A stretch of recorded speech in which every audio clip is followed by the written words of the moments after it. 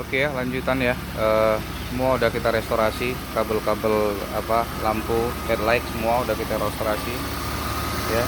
Tinggal ngerapiin aja sih. Ini udah kembali semua untuk jalurnya.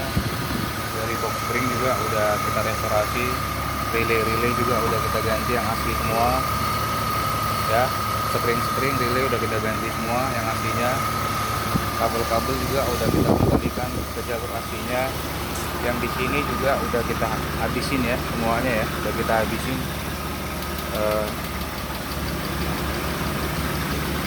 Semua yang ada jamperan relay, jamperan spring segala macam udah kita copot semua ya. Tinggal kita rapiin aja besok. Ini hasilnya makan waktu 1 harian untuk restorasi lampu, kabel-kabel lampu depan. Kesulitannya bukan karena apa ya,